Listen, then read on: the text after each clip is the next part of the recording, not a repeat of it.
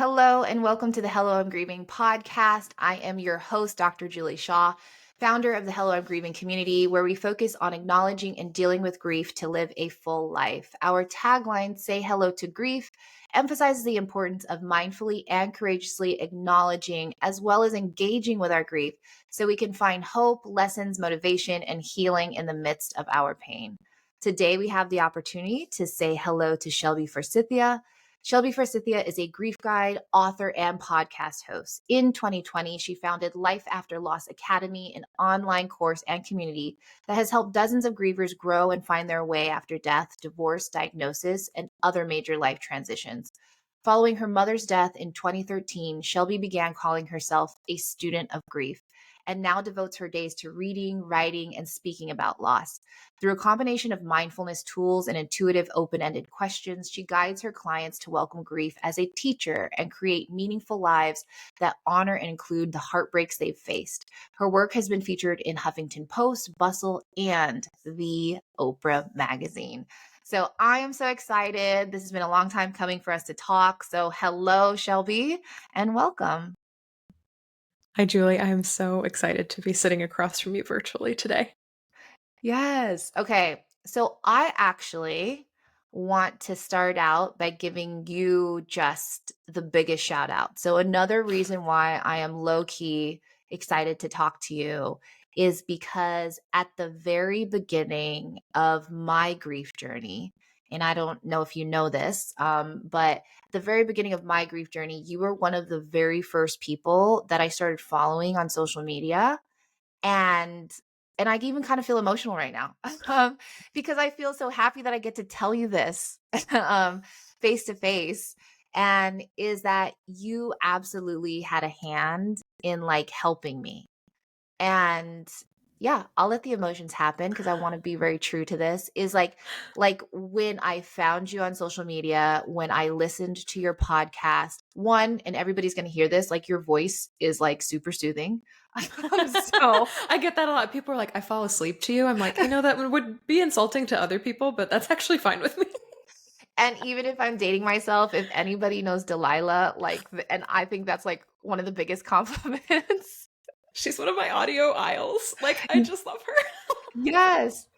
And so it's like when I first like came across your page and I started, listening to your podcast, it was just so helpful for me. And it was the perfect like start to like my grief journey.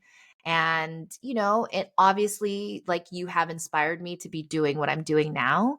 And now to be able to be in circles with you and be in the same space and to be able to, build our friendship and to be able to figure out ways we can work together. Like I never thought my grief would lead me here. And Mm. and I think this is just such a representation of why I can find the beauty in grief is because it helps me meet people like you and it has helped inspire me to then continue to pass that on and help others. So I just wanted to give you my gratitude and appreciation today. Thank you. The Delilah comparison is probably the highlight of my day so far. And it's only like 2 minutes in this conversation. Okay. So thank you. Because I remember, and I've never told the story publicly, but I remember when my mother was dying in 2013. She died the day after Christmas, and so it was the holiday season, and our local radio station had syndicated the Delilah show, and it was a staple in our household. My whole childhood, we were listening to Delilah. People would call in and say, it's our birthday or anniversary, whatever, whatever, and she'd play songs for them. But there were people calling in around the holiday season, and they would air calls about people grieving during the holidays. And so she would play these more, I get chills thinking about this, but like these more somber or poignant Christmas songs. Yeah. And I remember sitting there listening to the radio, hearing her kind voice and recognizing that I wasn't alone, even as I felt I was the most alone person in the world in a house full of people as my mother was dying. And so there's this connection, and this, I love that you've started a podcast because I've been following your work as well, because there's something about when you're grieving, hearing voices of people Beyond just reading their words, because sometimes reading is exhausting when you're grieving and like words just bleed together all on one page and it's overwhelming. But also to hear in people's voices what they've struggled with or what they've been through, or that there's another side, or there was something else beyond what you are currently in. In the work that I do, the number one word that people use to describe their grief, it surprised me at first, because I would expect lonely, I would expect sad, I would expect numb, but far and away the number one word people use to describe their grief is stuck. And so to hear people who have somehow become unstuck or have found ways to get unstuck in grief and find ways forward, whatever that looks like for them, and include grief in that. I remember even then I was like, there's something important about this and I don't know why it's comforting, but I know that it is. And I think there's a huge potential and great power for audio to transmit that, for sure, just as a medium in and of itself. Yeah. And for those of that the people that are listening that may actually have the capability to watch us, right? There's another layer to that too. And I think, like I said, I'm okay with letting the tears well up, and so that people can see that. And I think what we even learned from the pandemic is, how can we stay connected? And I think in the world that we're living in now, and everything that we're witnessing in the world, is how can we build that connection? Because all of us are grieving in some way or another, or will be. And, when we are focusing on that topic, it comes down to the losses in our lives. And I was just listening to a podcast today, which really stuck with me, is sometimes we can get stuck in the what ifs. But it's now about, how can we own the what's now and what's next. And so, like, that really resonated to me. And so as you're talking about where people get stuck, is we do get stuck in those what ifs a lot, and that can become this ruminating cycle that happens. I'm going to write that down.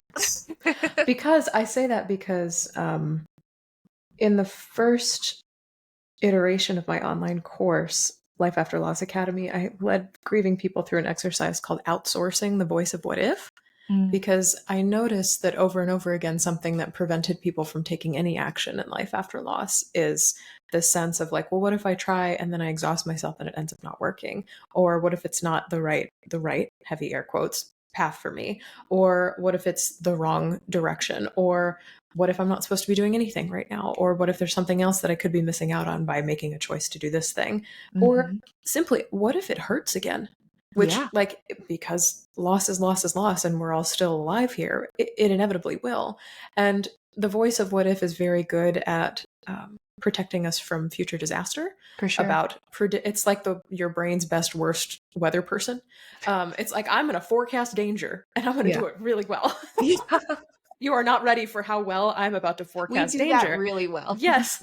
And we go, in part of this module, we talked about, if you could outsource the voice of what if and give it another, for lack of better phrasing, like another bone to chew on, or another creative project to busy itself with, what would that be? And so people were like, well, they would ponder the question like, well, what if this works out? What if this is the right direction? What if this is where I'm meant to go? What if I meet somebody, like a friend in my grief? Or what if I end up connecting to a part of myself that I thought I had lost as a result of grief? And so instead of imagining disaster, instead of forecasting a tornado, they would be forecasting excellent weather or a wonderful road trip, metaphorically, with their grief. But I have never heard this framework before of shifting focus to what's now and what's next, which is a different way of saying, can we call you to be present, and can we forecast something different for the future? So I really love that nobody's ever shared that with me before. So I really like knowing that. Well, I'll give credit to Chris Paul.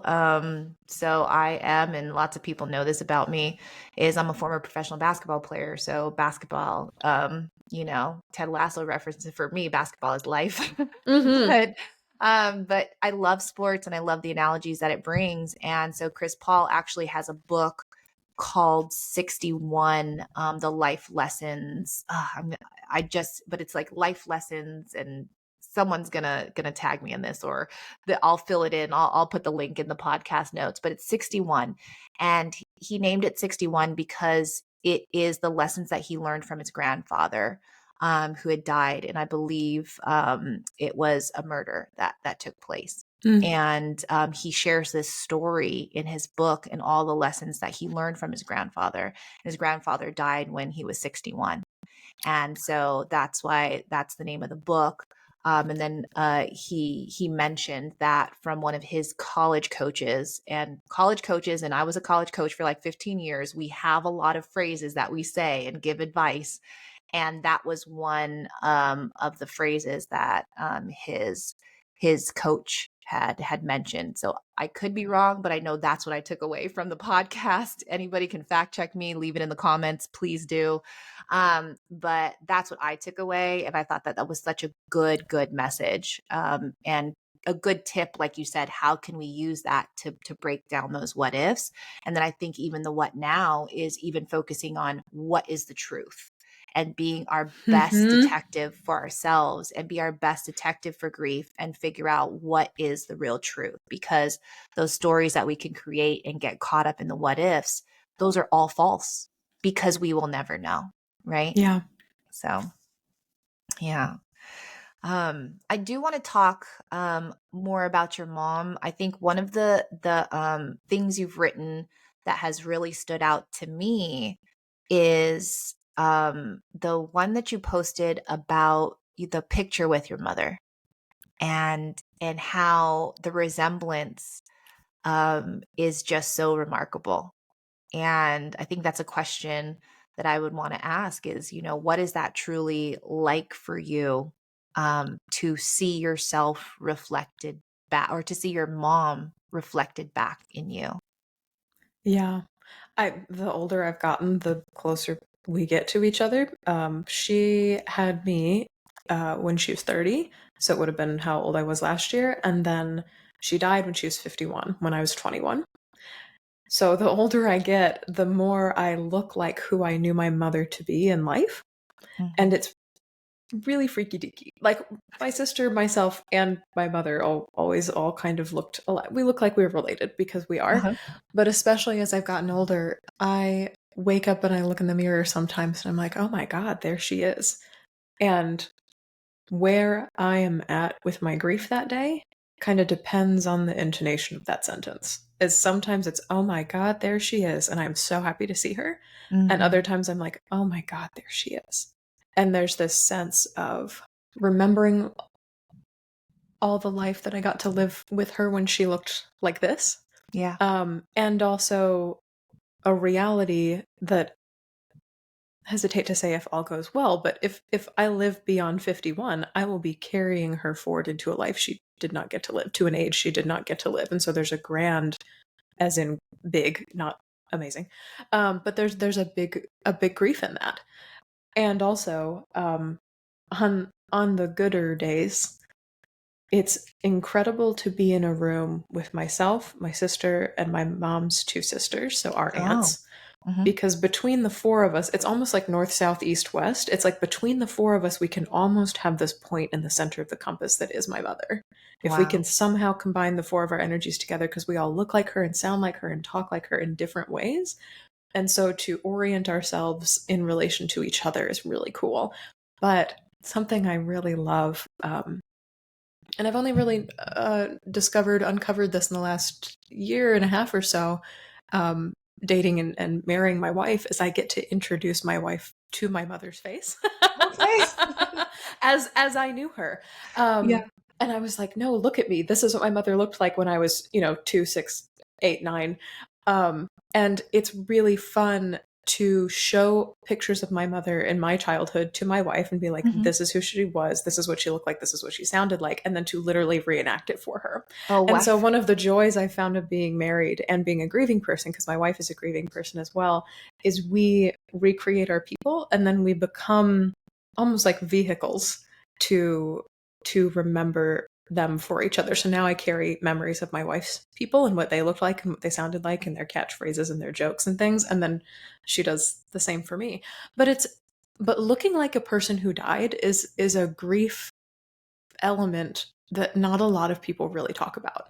And so almost every time I post about it, because I posted about it probably like 3 years ago, Mhm. about how my biggest grief activator is my own face. All I have to do is look into a Yeah. mirror or look into a camera or take a selfie and be like, holy crap, there's my mother. She never really leaves, Mhm. because she can't.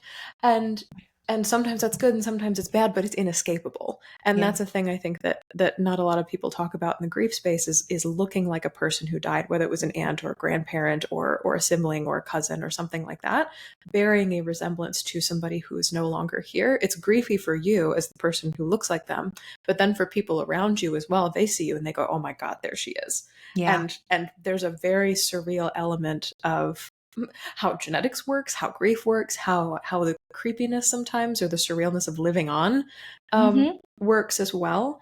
And yeah, it's such a multi-layered thing, and it's become a really big aspect of my grief, especially as I've gotten to the age where I remember what my mother looked like at 31, 32, 33, and I'm going into those years myself. I'm like, wow, won't this be interesting? And that's Yeah. not to say there isn't any of my father in here, but like my friend Tammy joked, she's like, Shelby, your mom just basically hit copy and paste Yeah. and had children. Yeah. Duplicate, duplicate, duplicate. Yeah, exactly.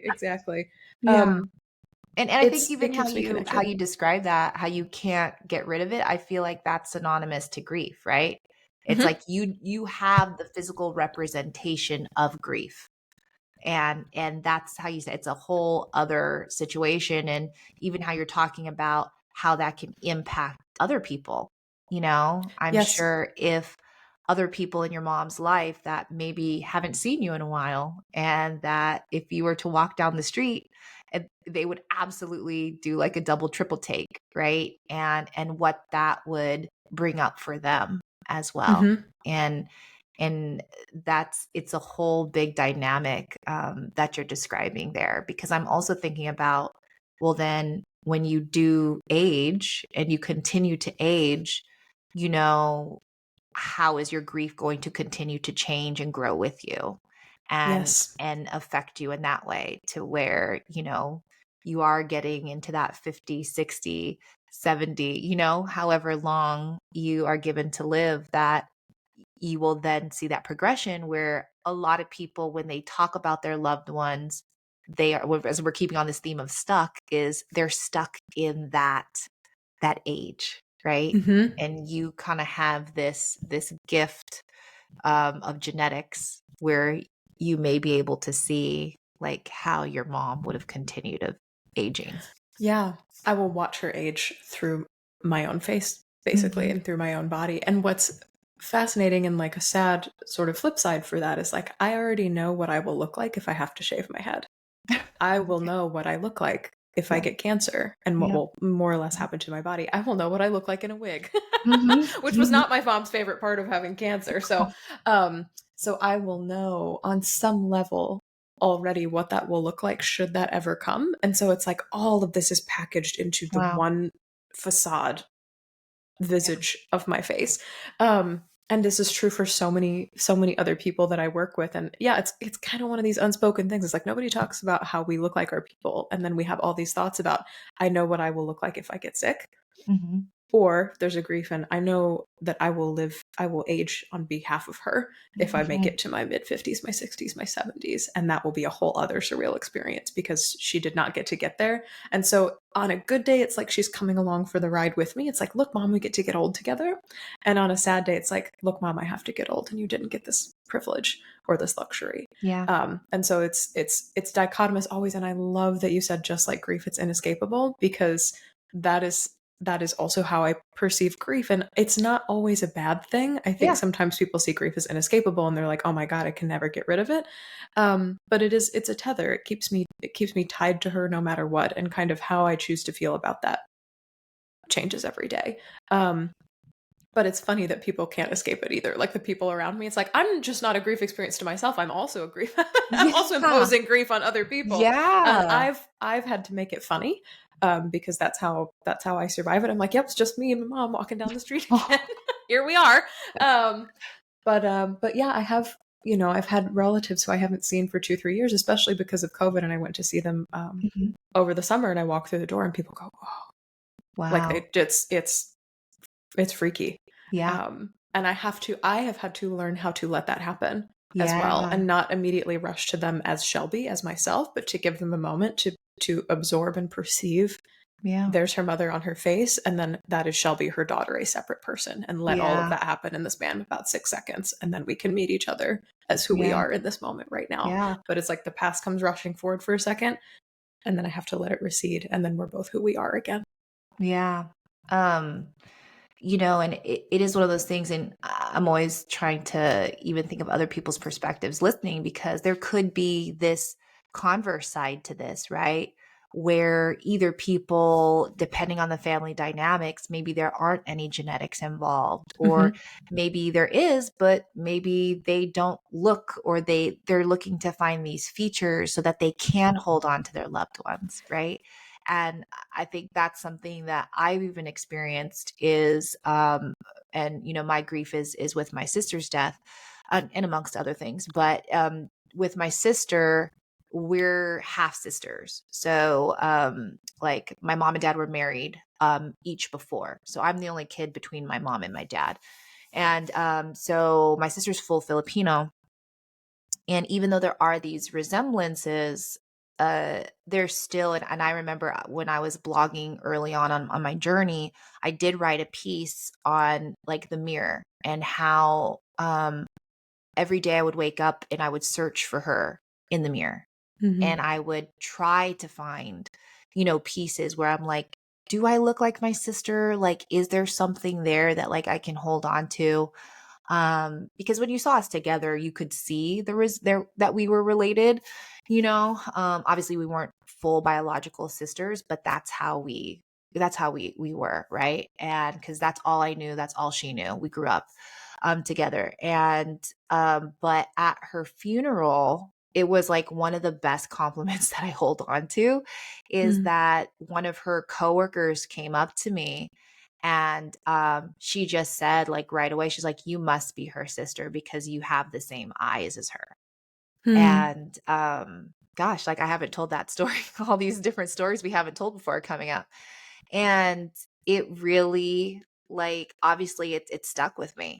And I thought that was the best thing that someone could say to me, like on that day, especially, is because so now I've like held on to just like, okay, it's in my eyes. And I think when people talk about how like your eyes are the windows to your soul and everything, that we hold on to these little things that can be those connectors to our people. And it can be difficult if people can't find that, right? So Yeah. how we can try to find other things to stay connected.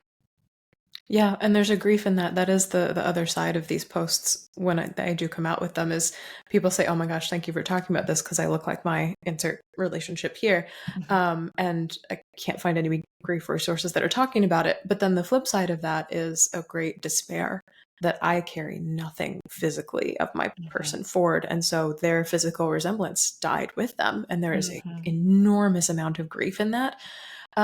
Because there's like a perpetual longing of I will never see that face, I will Yeah. never know that body in physical reality ever again. And there's pain in that. And just like you said, there's on my good days, there's like an invitation into like, okay, how do we get creative with that then? What Mhm. else of them do you bring forward because you cannot bring forward the physical aspect? Is it catchphrases are like my favorite thing. My mom had 80 million of them. Yeah. Just like things she would say to us as her children or to her friends or things like that. So I'm like, are there sayings that they did, or were there mannerisms that they had, or routines that they had, or values that they had that you can bring forward, or a specific color that they wore, or something that you can still carry because you can carry something, even if it's not a physical manifestation, but something can be carried. It's just some people have the unable to uncheck the opt out box Yes. of carrying their physical form forward and all that that entails, the good and the bad and the neutral and all, the full spectrum baggage of that. And Mhm. some people do not have that. And so it's like, if you do, whether you do or you don't, how else are you carrying them forward into the future Yeah. with you? Yeah. And I think when we talk about, us both being in this grief space and helping people navigate it, is that's where we do have to be intentional about finding our ways and finding different Mhm. ways that can help us in that. Which I do know you had mentioned that you have some exercises that you like to kind of put out there that kind of like make it fun on different ways that can help us with our grief. And Mhm. I'm all about exercises, I'm all about activities, I'm all about different tips and tricks that we can pass on, and that how that can serve people listening or watching. So would love it if you can share a few with us that you don't mind sharing that could potentially help some other people out there. Yeah, I would love that. Well, and the first one I shared is the outsourcing the voice of what if. If you literally picture what if as a person, I always picture him as like a male person, like a frazzled weather person intern with like the papers and the coffee going everywhere, and then they're just forecasting disaster and pointing and be like, "Look," and we're slamming our hands down on the crisis button all the time. That's my voice of what if, but for other people it has a very different form. And when I think about outsourcing the voice of what if, I'm literally like, I'm CEO of my brain or my heart or whatever, wherever I feel what if lives, and I'm outsourcing you to another department. Maybe it's the creative department, maybe it's the brainstorming department, maybe it's the rest department or something like that. And so I literally picture sending this voice of what if to another place in my heart or mind. And sometimes that can calm down the rumination or the anxiety spiral. The other one that I'll mention, because you seem to get excited about the Oprah magazine mention I in my love bio. Oprah. Um, I was there's like, there's who a doesn't love tool. Oprah? I know there's probably somebody who doesn't love her, but I love her. I have lots of opinions about Oprah, and she's a person who is still alive who reminds me a great deal of my mother, because my mom watched Oprah every day in Hmm. the 90s and 2000s when her show was on. And when I'm in airports still, my wife knows this about me. I never read magazines, but when I'm flying anywhere, I will pick up the Oprah magazine to read that and think of my mother. And so I pretend we're reading the magazine together. But I created a tool, and this is also in my online course, Life After Loss Academy, that I call the Oprah question, or ask Ooh. yourself the Oprah rule or the Oprah question, because and this is in the first module, which is all about getting grounded, which to me is, how do you feel safe in a world that loss has taught you is inherently unsafe? Or you how do you exist in a world where you now know for sure that anything can happen, whether Hmm. that's amazing or awful? Like, you know that anything can happen at any time, and you're not as in control as maybe you perceived you were, or pre-loss, thought you could be. And so the Oprah rule, she used to have this column at the end of all of her magazines called "What I Know for Sure." Yes. And I she was wrote like, a, I I know think what she it is. wrote a book about it, Yep. or I something have like the that. book. Or I do have the you book. really? Okay, so I think I read the audiobook or the ebook at some point. But so she has a called the Oprah question, "What I Know for Sure," and it's based on this column in the back of her magazine. And I essentially just have course students who are coming through the program just make a list on a piece of paper, set a timer for 2 to 5 minutes, and write down what you know for sure. Because, and here's why I do this, is because in grief we tell ourselves the story, which is often a lie, that all has been lost, or loss has taken everything, or we are nothing like the person that we used to be. And there's this extremist language in there: all is lost, everything is gone, we are nothing like the person we used to be, when in reality there are still things about us in our lives that are true.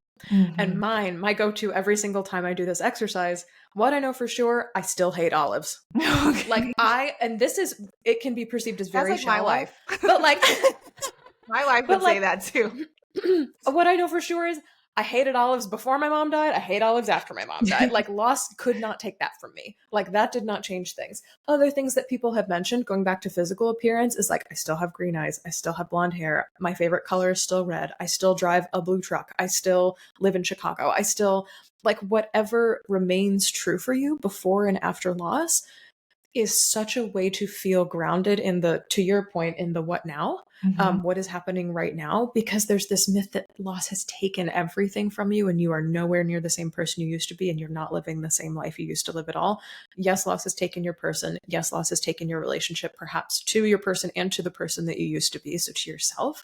Yes, loss has probably shaken up your faith systems and what you believe to be true about the world, feeling safe in the world, a sense of innocence or trust or ability to feel certain about the future. Loss takes a crap load of stuff away from you. Yeah. and there's stuff about you that's still true. And so to get people grounded before we do the hard work of like releasing difficult emotions and grieving that person you used to be, I'm like, what do you know for sure? And people say some funny stuff. They're like, I still have a kitten named Scooter and I adopted him from this and that and the other. Or I will always fall asleep the fastest when I'm listening to a bedtime podcast. Like the things that people come up with of like what is still true for you, is absolutely incredible. And there's a little bit of humor in it, but it helps them feel like in a world where it feels like I have nothing left to stand on, I have a little bit left to stand on.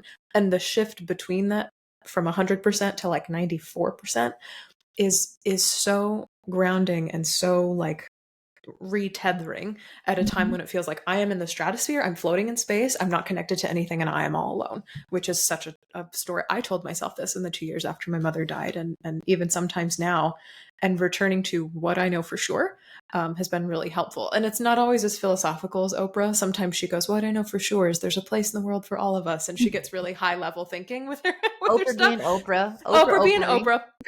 Sometimes it's just I still hate olives. Yeah.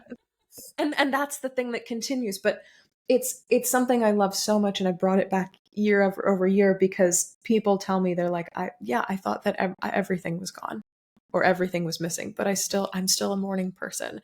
I still can play the piano. Like just things that remain true about you are things that you can take forward with you, in addition to finding ways to take your person or your grief into the future with you. We'll get to that later. Yeah. But first we got to take an inventory of what's is still true. What do you know for sure? Yeah, that goes back to like I was talking earlier about like being your own detective, right? And being able to like find out the truth, and seek that truth out, because it can be hard for us to find that, because we lie to ourselves a lot, and being able to filter all that out can be a daunting task as well.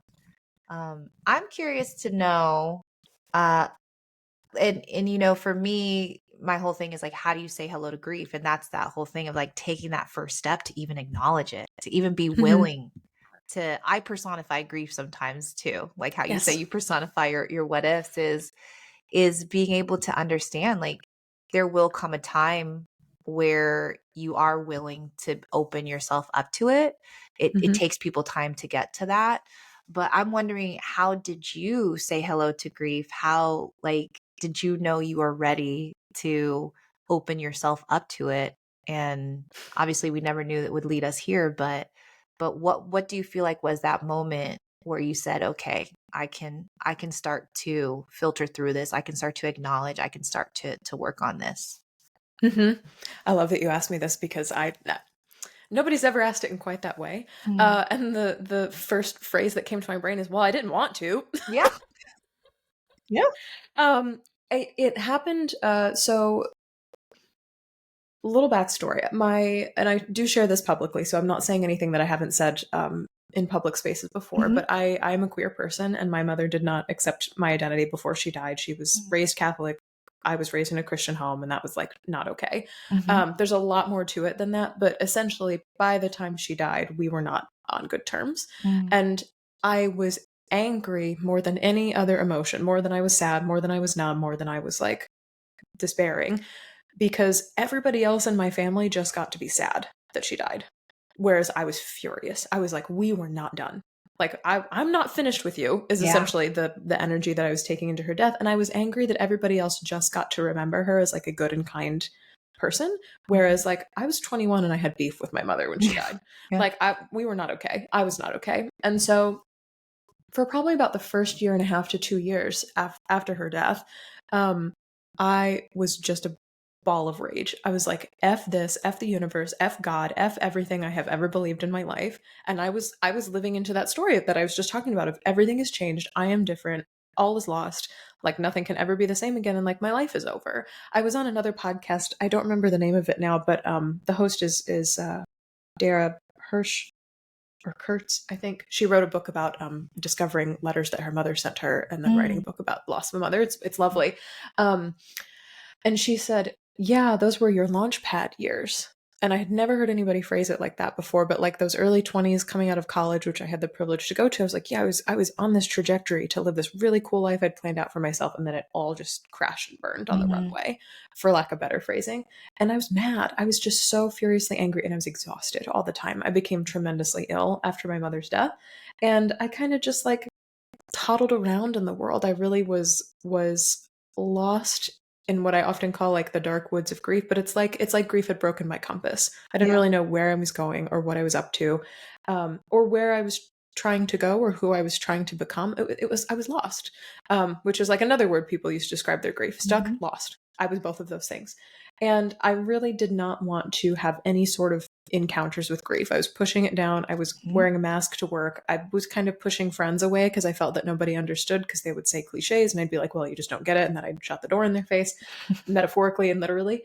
And there was this moment, about 2-ish years after my mom died, where I was working in a coffee shop in downtown Chicago, and I did a thing that you're not supposed to do in major cities, where I put my bag over the back of my chair and I ignored it and put headphones in. And I've born and raised in North Carolina. I had some city smarts, but not as many as I have now, having lived here for almost a decade.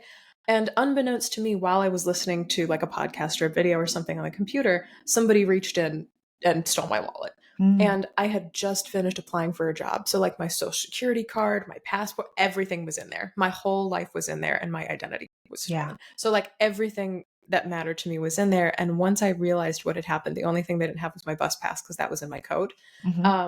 They immediately just took like so much money from me, and it felt like I was losing my mother all over again. And it feels strange to tell the story now because I'm so far removed from the situation, but at the time it was the worst thing that could ever happen to me, aside from the worst thing that had already happened to me. And so I took the bus home and I flung my bag near the door, and I didn't know what else to do. And so I put on my version of like screamo music, which is like European trash can banging electronica, which weird is like my favorite genre of music. And people look at me, they're like, "You're too fluffy to like that." I'm like, I'll "No, have but I to really Google do." it later. I'll send you some songs from my favorite band. That's lovely. Okay. So I put on this music, I cranked it, I was like, "Sorry, neighbors, I just have to do this." And I screamed. And it was the first time since my mother's death that I had let myself like vocally express how in pain I was, because as she was dying, we got the news she was going to die on December 19th, and she died a week later.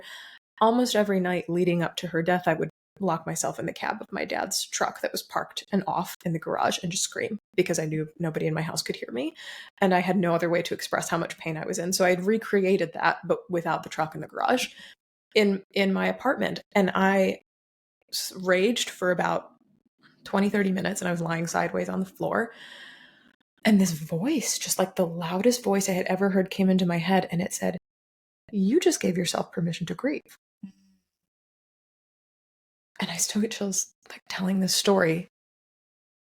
But I was lying there and I was like heaving, and like the floor was cold, and it was one of those things where you just like all spent out, like when toddlers throw a tantrum in the supermarket, and it just on the cold tile.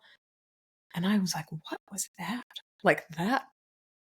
If that's what that is, I'm into that. If that's what connecting with grief is like, and allowing it to surface is like, I am interested in what that is. And that it all felt very divine and very intuitive, and take that for whatever it is. But that jump started my like exploration of what is grief and what does it mean to grieve. And I call myself a student of grief, but I immediately got a Chicago Public Library card. I started checking out books. I started listening to podcasts. It was the first time I had ever pursued grief with the same energy that it was pursuing me. I was guarding against it, blocking it, pushing it down, putting it in the basement. I call it locking it in the basement, pushing it away. And it was the first time I opened the door and said, "Yeah, you can come in. I'm actually curious about you." And that led to a great interest in studying grief, not only in language and in concept, but like, what does it mean to grieve in action? And then I started talking about grief online and in social media spaces, and people are like, "You should do something with this because you're teaching me things." And I've lost people years and years ago, and that led to a podcast, and that led to a book, and that led to another book, and now there's a whole. I never thought that I would be a person who did grief for a living. Same. Yeah. Those I hear your first year and story. a Yeah. half, 2 years, I was like, when does it get any better? Like, when does it go away? When do I get to go back to my life? Mm-hmm. And the thing that I learned, and I'm still learning because I'm still experiencing losses like all of us are, is that it doesn't go away. It is inescapable, and what you make of that is up to you. Correct. Um, and how you engage with it. And so now I perceive of grief as a living thing. I very much model my grief work after Elizabeth Gilbert's Big Magic, where she talks about Oh, creativity being a living thing oh that my wants to goodness. partner with you. Love, So I'm love that like, book. grief, yeah, Love it's that my book. all-time favorite book. I listen to the audiobook like 3 times a year. Yeah. But now I embody grief as a living thing that also keeps trying to get in touch with you and wants to be in some sort of relationship with you. Mm-hmm. And instead of treating grief as a thing that needs to be locked in the basement until it disappears, I'm like, how do I enter into long-term partnership with you? I will be in relationship with you. You are probably one of the longest relationships I will ever have in Yeah. my life is with grief. And how do you mature with that? Because there are so many relationship experts and models. There's like the new relationship energy, NRE, of being in a relationship with somebody for the first time, and it's Mm-hmm. like you're obsessed with them, you want to know everything about them, you spend time with them all the time, et cetera, et cetera. And then like 2-3 years in, you've kind of found your routines and all that, and you're kind of getting settled into the experience of what that is. And then beyond that, I'm like 5 years plus. It's like you know each other really well, and then you find ways to learn even more about Yeah. each other. You get curious about what other dimensions does this being or this person contain. And this is true for human relationships. I'm like quoting softly the work of Esther Perel and Dan Savage, who are both relationship experts, but also mirrored in grief. And so those first 2-3 years of grief, I'm like, I am obsessed with figuring how to Yeah. cope with the loss of my mother. And then like after about 2-3 years, I'm like, okay, I think I'm doing this mostly well. Mm-hmm. And then now December will be a decade since her death. I'm like, I kind of got a good handle on this, but Mm-hmm. as I get older and as I get married and as I experience new milestones and as I experience new losses, I am getting glimpses of grief that I would have never gotten at the very beginning. And For so I am sure. aging with grief as a partner or as a companion, or sometimes people say as a roommate, because they're like, I can't be a friend to grief, Yeah. but I can be a roommate with grief. I am learning things about grief, and grief is learning things about me that we could have never learned about each other in the beginning. Yeah. And so perceiving it as a living thing that wants to be in touch with me and giving myself permission to let that be true Mm-hmm. um, has been really powerful. And honestly, it's one of the foundations upon now which I structure my entire life. Like, if you are not cool with grief, you will not be cool with me, bro. Like, we will not be friends. Because it is so integral now to who I am, not just in a work setting. It's like, if you're not cool with my job, we're not cool. I was like, no, this is literally how I show up in the world, is Yeah. by remembering everyone I have ever loved and by taking them into every day with me. Yeah, I love that. Like as you were talking, I'm like, see, you get it. Like you get it. Mhm. Like you get the whole say hello to grief, because trust me, there are people that will be like, I don't want to. I don't want to, you know? And I'm good with that. I'm really good with that. It really is kind of in the spirit of what you're saying. Is like there are these periods where we push it down, where we lock it down, and for me, it's, how is that serving me?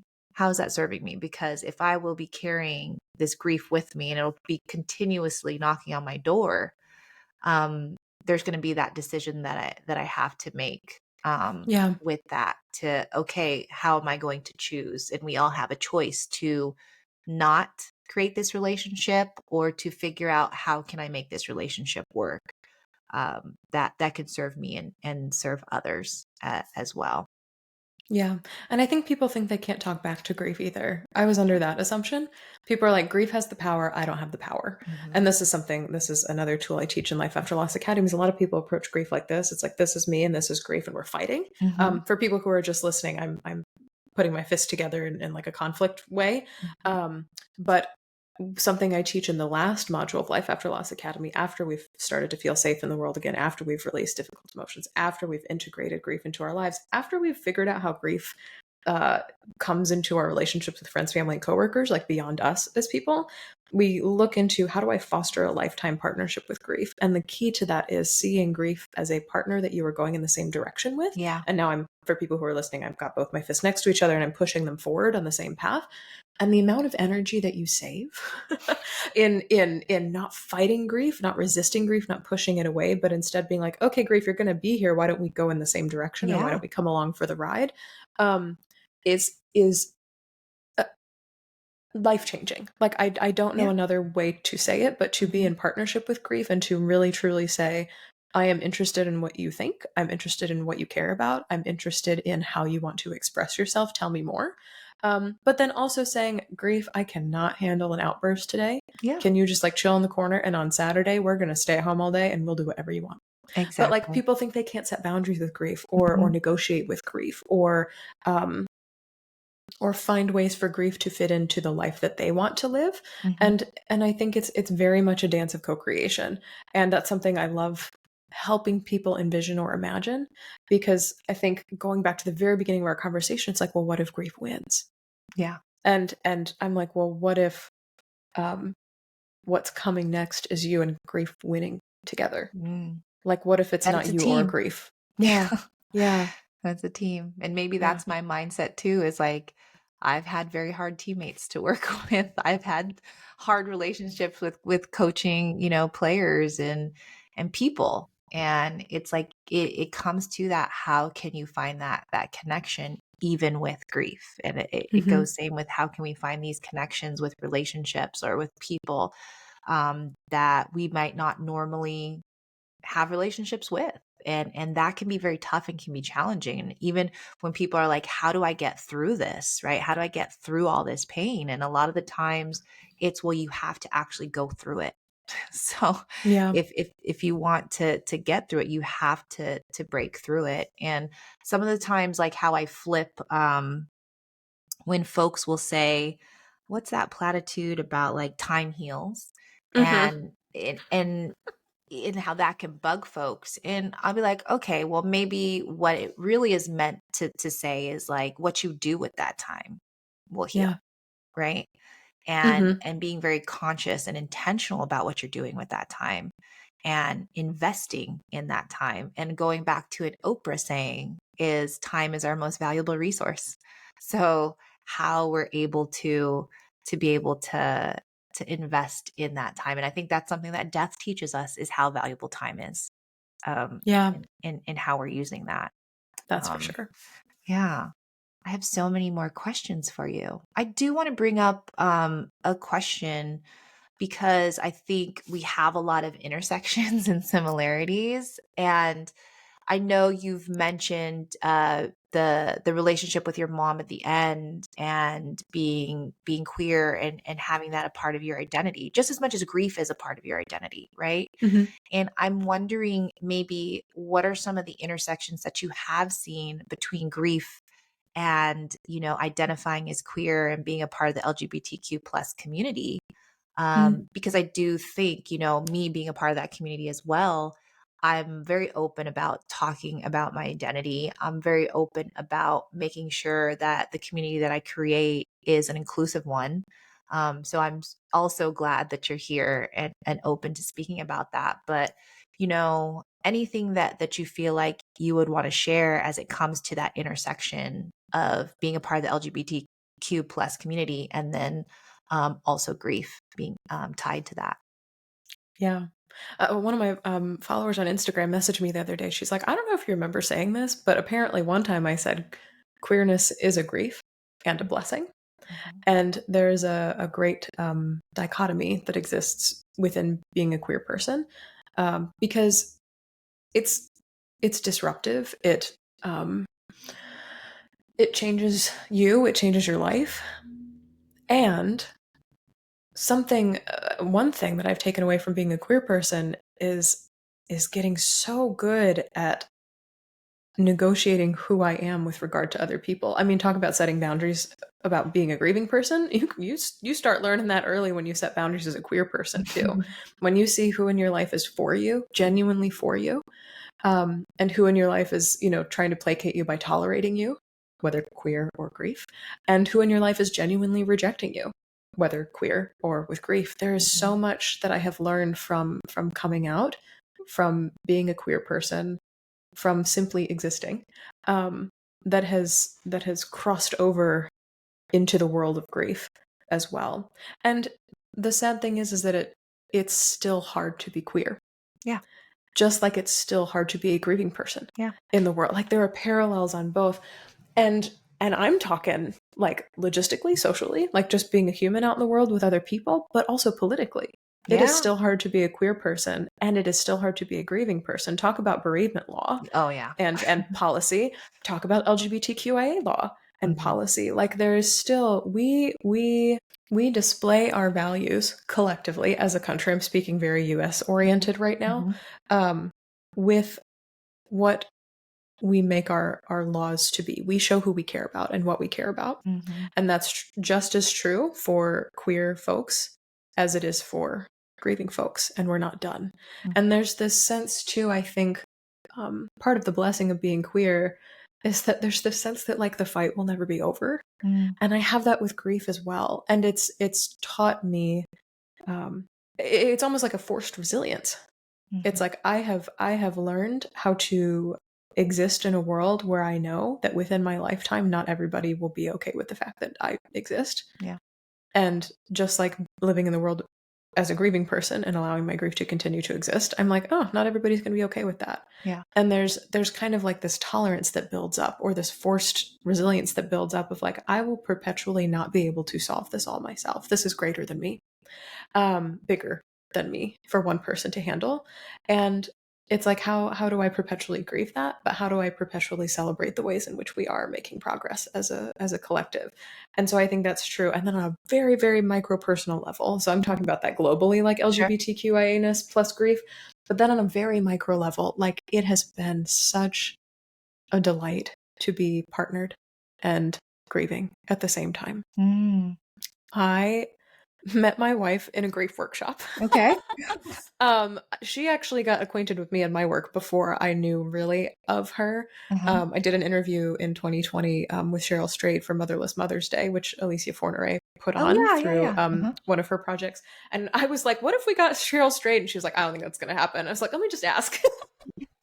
And she said yes. And my wife, unbeknownst to me at the time, because I didn't know who in the hell she was, loved Cheryl Strayed, read her book just like me. And so she came to this like live broadcast of me interviewing Cheryl Strayed for Motherless And for those Mother's that are Day. listening, Cheryl Strayed is the author of Wild. Yes. And so, which the movie as well with Reese Witherspoon. So that's for context. Yeah. Yes. And it's a memoir about her hike on the Pacific Crest Trail, but also about the loss of her mother. Correct. And so it's a phenomenal grief book if you haven't read it yet. But so my wife and I were both big fans of the book. I ended up interviewing her. My wife attended, unbeknownst to me. Then my wife signed up for the online course. Oh. I knew who she was in the course, but vaguely, because there were like dozens of students in there. And so I was kind of serving everybody. And then she attended one of my grief workshops that Modern Loss hosted in 2021 during COVID. And it was on Zoom. And her little box in the corner actually showed her face. It was the very first time I ever saw her face. Because in the course, all we do is communicate through chat and through like journaling prompts and responses and things like that. And I saw her, she was crocheting in the corner and her cat was there with her. And I was like, that person's really cute. And I went on like teaching the workshop, but then I logged off and she left the nicest comment on my Instagram. And I was like, I'm going to shoot my shot. And I did. And I said, I don't know if you're queer. I don't know if you're single. I have no idea where in the world you live, but I would love to go on a Zoom date with you because this is during COVID times still. Yeah. And I was randomly living in Washington State for a year. I had told my friend Tammy, I said, I'm either going to go out there to go to grad school or I'm going to meet the love of my life. I'll be back in a year. And I just knew. It was like one of those weird intuitive, you just gave yourself permission to grieve things, but I just knew it and I did. And she lived in Western Canada and I lived in Washington State, and we met at the border during COVID. And as soon as I saw her, I was like, that's my person. Wow. And it was like the love story is wild and it's incredible. But she came to my work because within the course of about 6 to 7 years, she lost 7 of the most important people in her life, including both of her parents and both sets of grandparents. Wow. Most sudden and unexpected. And the ways in which we create room for queerness and grief in our relationship is probably one of the greatest blessings of my life. There is, I get chills and I am moved to tears thinking about this, but I never dreamed when I lost my mother that not only would I find a partner who was excited to hear stories about my mother, but who would bring her up in conversation, would ask questions about her, would be curious about, tell me all the ways she looks like you and how you feel about wearing grief on your literal face and not being able to take it off. but then vice versa. So like her mother was a person who loved cats, and so I read T.S. Eliot poems about cats on her mom's birthday one year. Yeah. Or and this was when we were long distance dating, and like her dad was a person who traveled to Europe with her when she was in the Olympics, and so we're making plans to go on a trip to Europe together and visit some of the same spots that they did, so she can relive these memories with her dad. And she talks about all these different relationships in her life, of like her grandmother who loved flowers, and I'm a florist during the day, and like all this web of connections that we're building together. We're not just together because we're both queer and that's how we identify, but because we also both identify as grievers. And so here's me, I'm like, grief pro tip, date another griever. Maybe not out of trauma bonding of like we're both sad and we need someone, but because as grieving people, especially as people who have been working on ourselves in our grief for as long as we had before we met, Yeah. it's like we know how to make room for all of this. Yeah. All of the weariness about grieving and being queer, and all of the joy in grieving and being queer. It is one of the most beautiful relationships I've ever been in my life, and it's like a joy to be married to her. And so we go really big scale and we go really small scale Yeah. in terms of how we honor and make room for both in our lives. How beautiful. I'm glad I asked that question so we can hear, grief is a love story as well. Sometimes it Right? is, and it's really cool. Yeah, that's amazing. Never would That's amazing. have predicted that. And how do you also recognize maybe how you said you had beef with your mom before she passed? Like, how do you then carry that with now experiencing this joy, this love, but then also carrying that grief? Yeah, that's a great question, and it's been a long time in the making. My mom and I, because I continue that I continue to believe that her spirit lives on in some ways, and that we can communicate, just definitely not in the same way as before. Mhm. Like we can't call each other. And so I have my own library of signs and symbols for when she's talking to me, and I teach people how to do this in the course as well. As like, how do you develop your own personal library of Yeah. signs and symbols? And so I believe my mother speaks to me through numbers. The very first thing I started receiving after she died was palindromes. And I was like, what's with all the palindromes? Because I couldn't stop seeing them. It was annoying. I was like, what is this?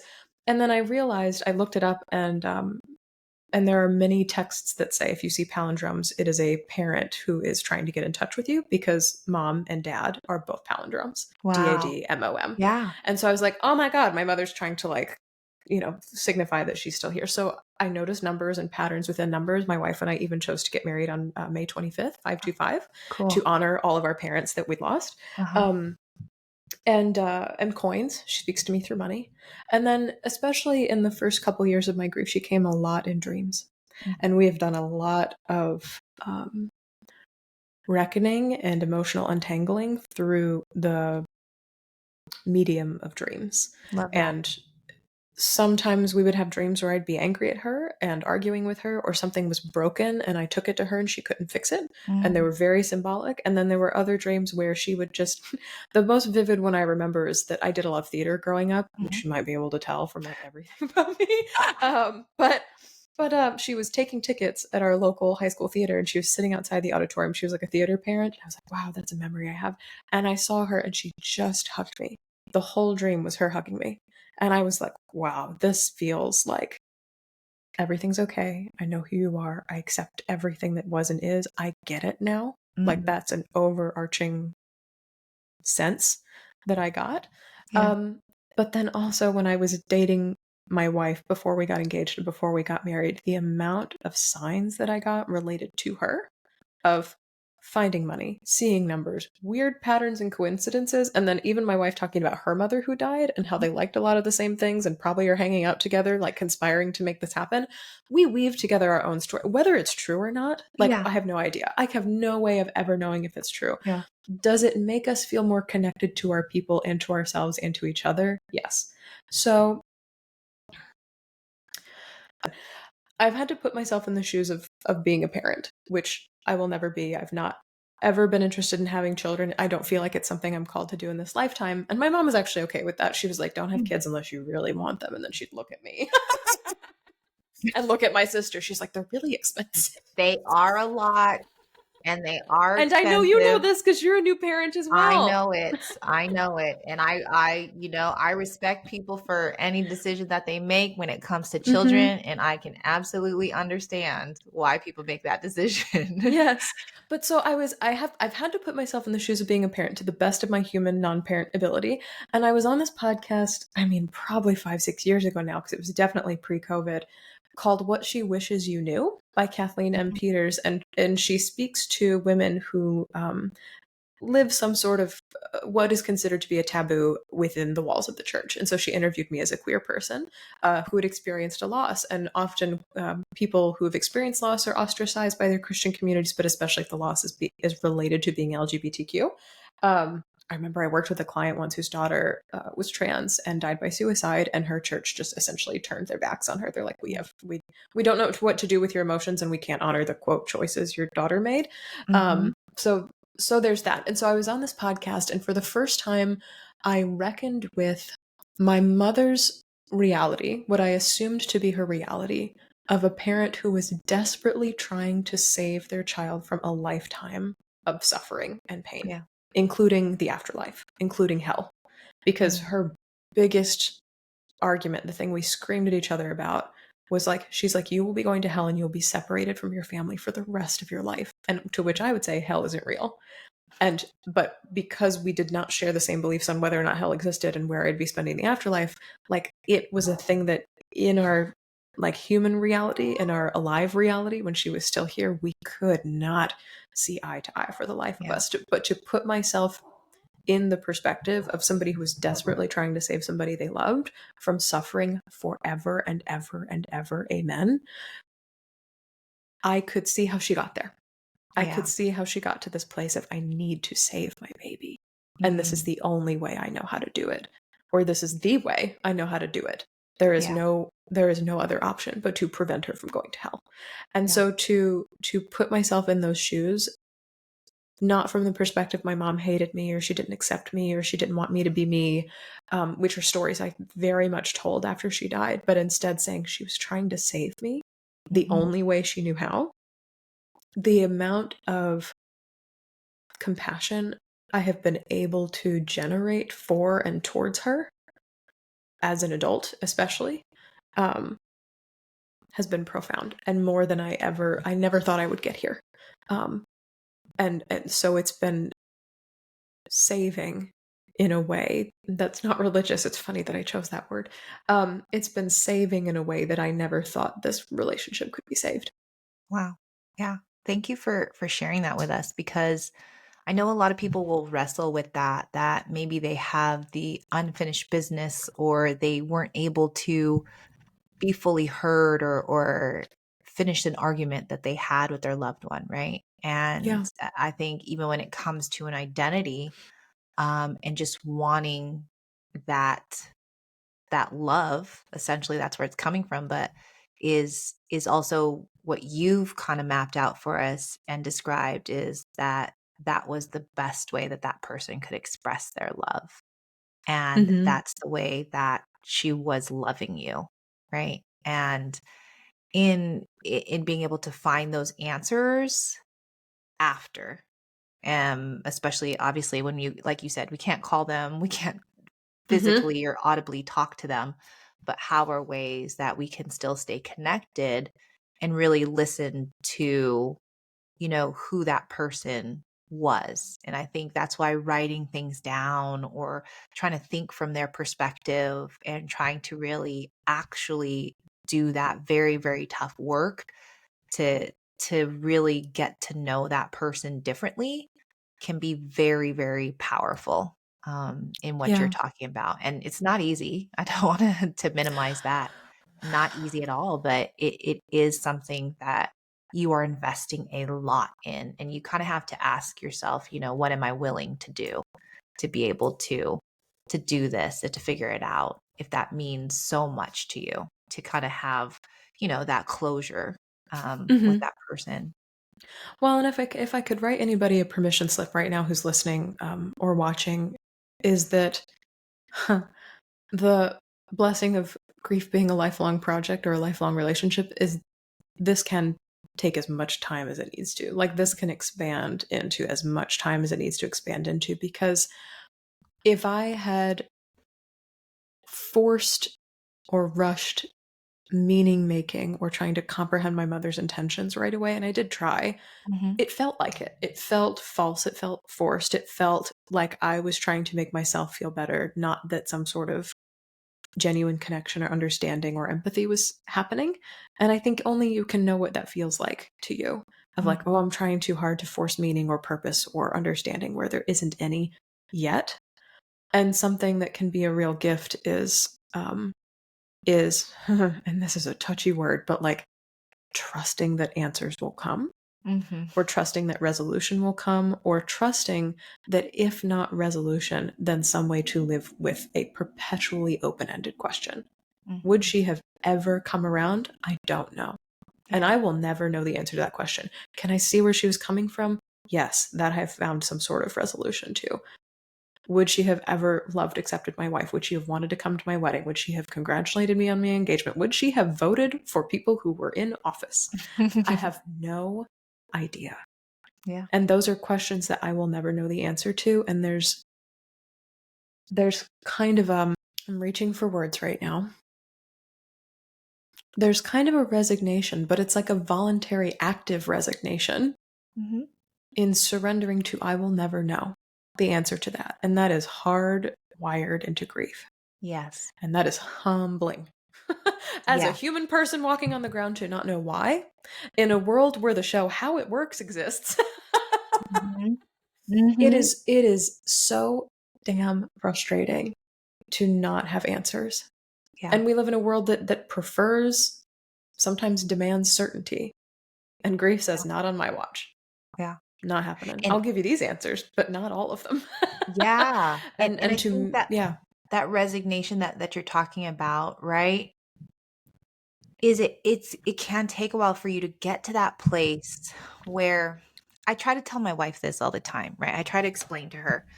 And I've been very open, and this is about pregnancy loss, right? Is that Mhm. I've had my experience with pregnancy loss, and even understanding, you know, it was my goal to carry a child. And right now, it that's not going to happen. And so there's a lot of grief in that, being able to, and sometimes my wife is like, okay, well, if we try for another one, are you sure you don't want to, try again? Or do you want to go through this process? And yes, things can change, but for me right now, it's a no, because I feel like I've already done the work up until this point to own and resign to the fact. And I don't want to look at resignation as like giving up, completely giving up all Mhm. hope. Mhm.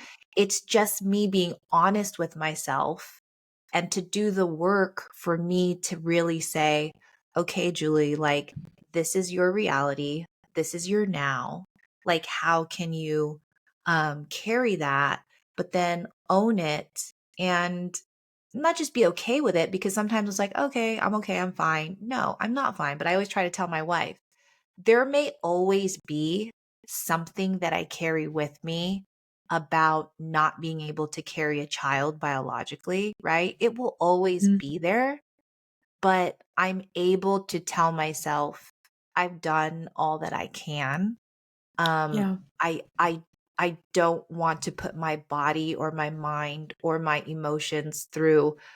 For me, I use, it was a real mind fuck to Mhm. go through that, right? And it was excruciatingly painful, physically, mentally, emotionally, financially, all of it, Yep. to try to conceive. And so it's kind of where those things where I feel like I now own the fact I will always carry a little bit of that pain, but I don't want that to prevent me from experiencing all the magnificentness of like being able to have a child now that my wife, made the tremendous, stepped up to the plate and like carried the child for us. Um, and I could see all the goodness in that I wouldn't want that heaviness to outweigh what we have. And I feel like that's even like, that's where we have the gratitude that we understand, like, what do I have right now? What is true for me? Right.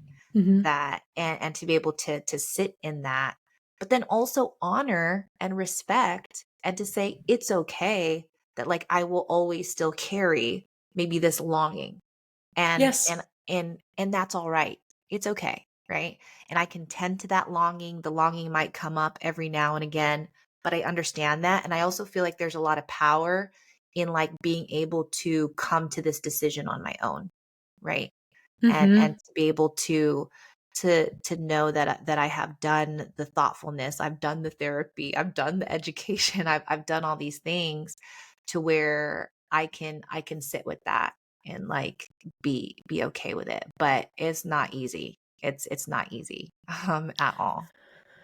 Well, and I don't know when this episode is airing, but I know that October is Pregnancy and Infant Yep. Loss Awareness Mhm. Month, and I remember doing a podcast with Emily Ruth, who was a coach for mothers. I don't know if she still is a coach.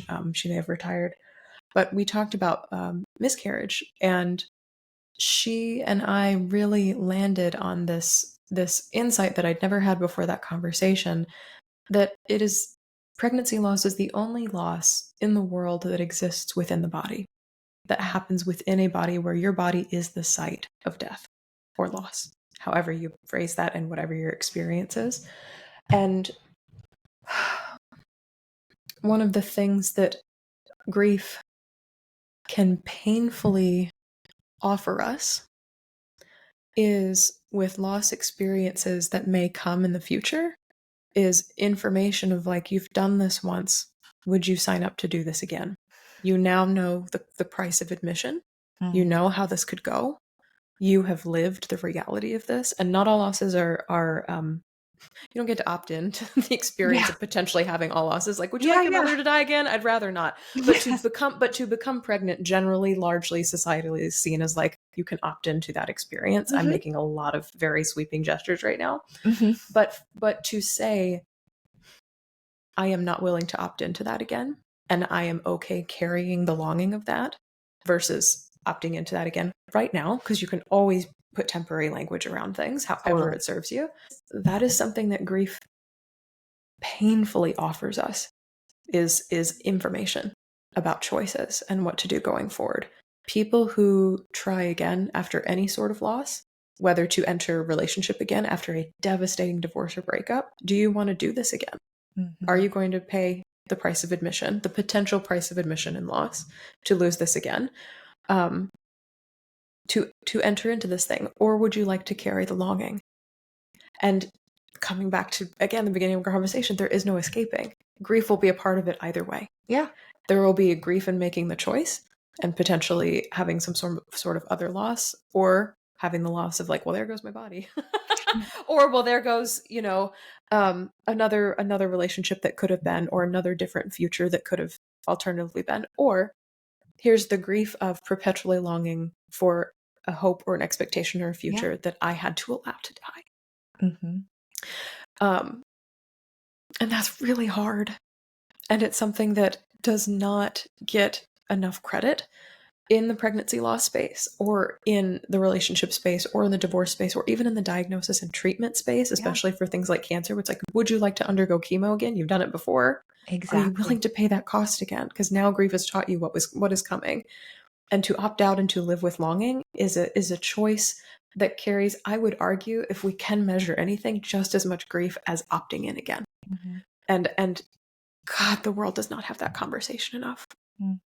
Thank you so much for sharing that, because, like, I feel like not enough people talk about how it's okay to choose what society would deem like giving up, Yeah. or resigning yourself to a choice. Whereas I'm like, that often I would perceive that as an even harder choice, to say I'm opting out and not trying again. Yeah. I worked with a client once who had faced several miscarriages, and then had to medically terminate a pregnancy because her baby would not live outside of her body. And she was Mm. just devastated. And she was like, Shelby, so many people are telling me to get back on the horse, and all I want to do is lay in the dirt. Yeah. I'm like, let's lay in the dirt. Yeah. Let's sit here for a while, for however long you need to. You can sit here for the rest of your life if you want. You do not have to try again, Yeah. because you have lived through what it is to try. People are like, oh, just try again. It's not that It's easy. so much more than that, you know? Yes. So much more. And you are the only one who can decide whether or not you are willing to pay the cost. Either way of what that is. Yeah. And understanding that we do have the power in that decision and stepping into that because, and thank you so much because, you know, that validation, you know, it really helps. Cause I definitely think like I am still in that process, but I feel, and again, I'm having all these conversations with my wife and it's something that I always have to remind her is like, I have done the work to come this far. And I can see Mm-hmm. that you know that I have this longing and you may want, that's how, again, you're showing your love is that you want to show support that, hey, we can do this again, whatever it takes. Cause I want to see, you know, you have, and I'm like, I am She happy. wants to It's give you that. just, Yeah. there's always going to be this piece. There will always be that piece. And, and that's okay. And that's something I've been thinking about writing about as well, because especially I was thrust into this world of pregnancy loss that I never, again, just like with grief, Mm-hmm. I never thought I would be a part of. And in learning what's behind the curtain of that and how so many people hide and how so many people are scared to share that story, especially as identifying as a woman in this world, right? That we are Mm-hmm. supposed to be these women that are all capable of bearing children and that more than anything is not the case. Like there's so many layers to this. Mm-hmm. I don't want to go too off topic, but I just want to send that message that it's okay if you stop. Like it's okay if you make that decision. Because I don't know if people are hearing that enough because I have absolutely seen the stories, heard the stories. People have come to me with their stories about I've tried this, this is what happened this time. I've tried that, this is what happened that time.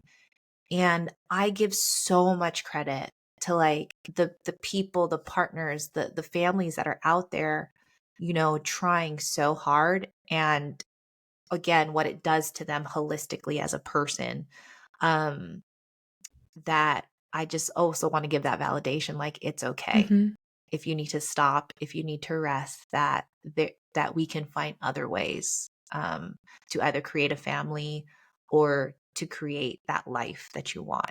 And so even more so, it's like that grief has made me feel even more extremely privileged to be a mom. And I understand Hmm.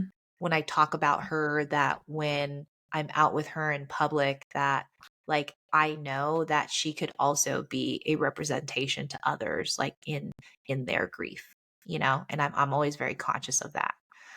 So grief has taught me so much in my life and that's where I can find the gratitude in it. Yeah. Whew, okay, we have had a conversation today. So I knew we I think would. I think we hit on so many topics that I don't even think I was prepared to talk about, but that's okay. These are the best where we can just talk openly. And I'm sure that people are going to get so much from this. So I'm so grateful for you being here. I did want to ask you two closing questions so you can kind of give your quick answers. These are the two questions that I've asked everybody who's been on the podcast so far. So the first question is if you were to say hello to somebody today who is grieving, what would you say to them? Feel free to cut this because I'm thinking of like 12 different things. Something that I say if I know somebody is grieving, like if they start the conversation Mhm. of is your grief is safe with me Mm, or your grief is welcome here, wherever here is, yeah. whether it's at my workplace or in the middle of the street or on the sidewalk or in my apartment lobby or something like that. And probably also like it's okay to remember that, or it's okay to hold on to that, or it's okay to have that. Because these are all things that I wish that people had told me when I was grieving, as I felt there was no place for my grief to belong, or where it was welcome or acceptable to show up. And also that it was okay to even be grieving. Yeah. Um, yeah. I have a shirt that I sell that says, your grief matters. And Mhm. to even just be told that what has happened to you and what you carry and what you remember and what you miss matters I wear it in public and people are like, thank you. I'm like, okay, you needed to hear that today. Yeah. Yeah. So good. Okay. I'll have to use that for sure. I love that one. Like your grief is welcome here.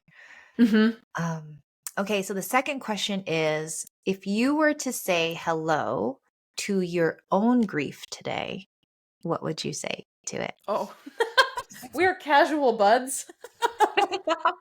So side note, there's a band called The Chicks, that had a song, probably late 90s, early 2000s, called Hello, Mr. Heartache. And it's about a breakup, and they sing, Hello, Mr. Heartache, I've been expecting you, come in, wear your welcome out the way you always do.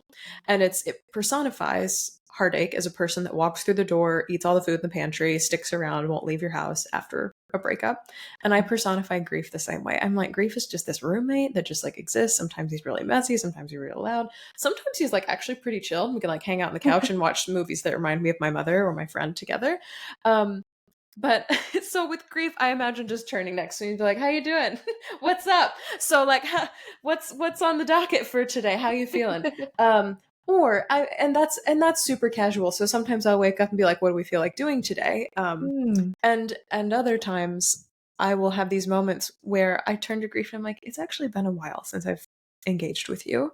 And, or since I've said hello, we've been seeing each other in passing. You've been stealing my groceries out of the fridge. You've been, catching my eye on the train or things like that, but we haven't really connected.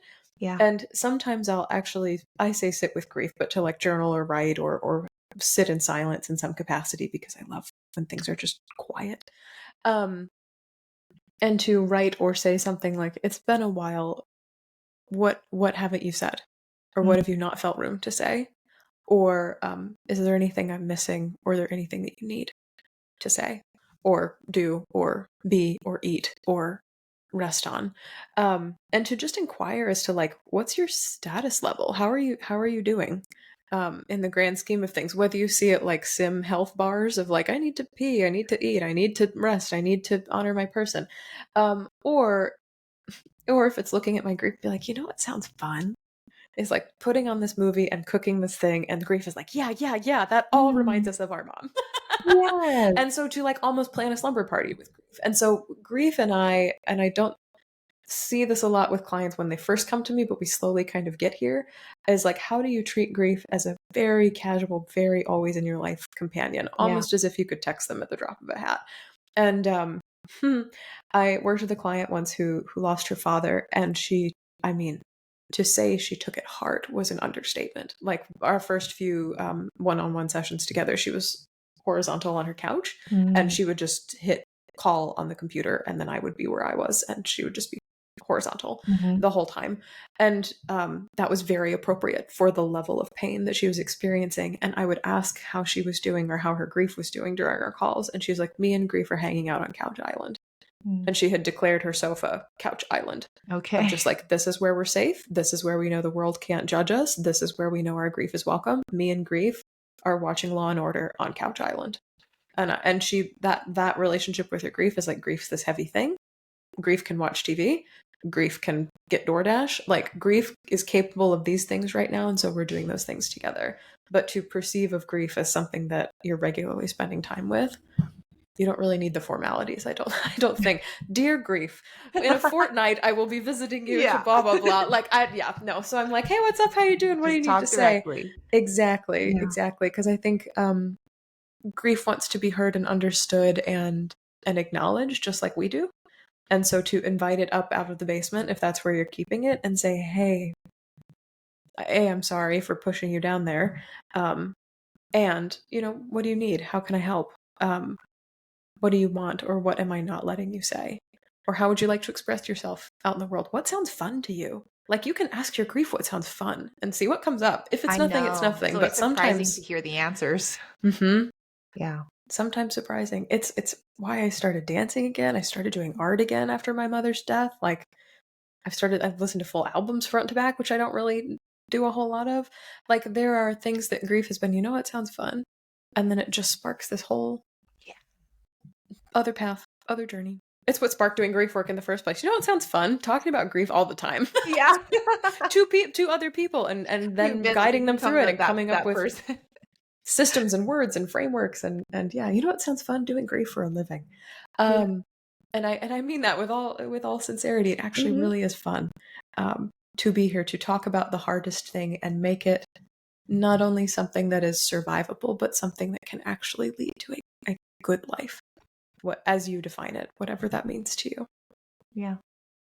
Well, I'm with all of that. So I'm happy to hear and see all this alignment that we continue to have. And I know you're absolutely helping people.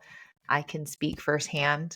So thank you for that. And I know you have many more thank yous coming your way. Um, so, with all of that said, as we're coming to a close, I'm going to take a moment to close out. But if grief has taught me anything, is that time is our most valuable resource. So thank you for giving your time today.